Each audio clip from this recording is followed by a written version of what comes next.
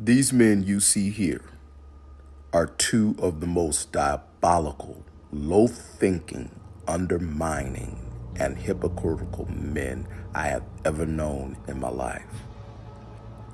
The two of them together are moving as one unit. They do have henchmen and women helping them, but they are one in nature and spirit, even to the point that they have become covenant partners to take down New Life Church of Orlando and destroy the legacy that we, the people of New Life Church of Orlando, are working hard to continue. Elder Earl Carter and Mr. Dennis Hutchins have a commonality that I need to remind you of. Now be aware, they both want New Life Church of Orlando, but for very different reasons. However, these men envied, despised, and were extremely jealous of the late Bishop Hutchins. There are many people in Church of God in Christ all across the country that have watched our story. And let me tell you something, the plot thickens every week. So let me just go back a little. The man you see here is the late Bishop Derek W. Hutchins, and he is the founder of New Life Church of Orlando. Now, in his lifetime, he pastored more than 15 churches successfully and grew them all. In 1998, the late Bishop Chandler Owens, who was at that time the chief apostle and presiding bishop of Church of God in Christ, instigated a full-out war and assault on Bishop Hutchins. It was aggressive, egregious, and caused a lot of far-reaching damage that lasted for over a decade amongst the people of this church and the Church of God in Christ, the body as a whole. So many people and family were affected, and it hurts just to even think of the damaged souls in the aftermath of all of that. Even after Bishop Owens was no longer the presiding chief apostle, the effects still linger even today.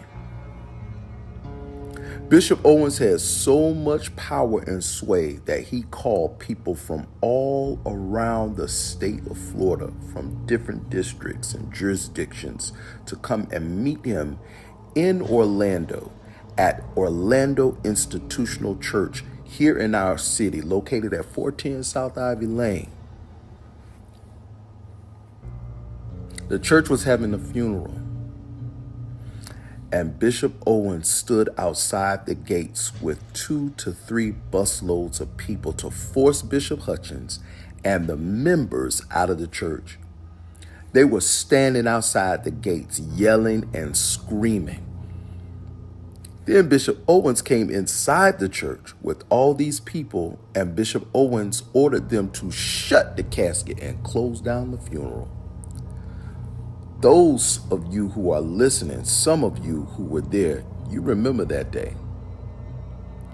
Now, when they were standing outside that gate before they came inside the church, guess who was out front yelling and screaming the loudest? "Yeah, Bishop Owens, put him out." You guessed it, Earl Carter. That's right. He stood outside those gates yelling for Bishop to be removed and walked into the church along with Bishop Owens and Bishop P.A. Brooks and those 3 busloads of people while that funeral was going on, and a family's loved ones, and put those people out of the church on that day. Number one, fan yelling, "Yeah, Bishop Owens, put them out." And you all have to know this, that there was a huge fallout all over Church of God in Christ. Think about this, people. Think about this. The leader at that time did not care at all about the man he was attacking, or the people that he pastored, or the people who were trying to celebrate the life of their loved ones And neither did the people who he had working with him. They didn't care either. One of them I know personally. And I always said that there will be a reckoning of this one day.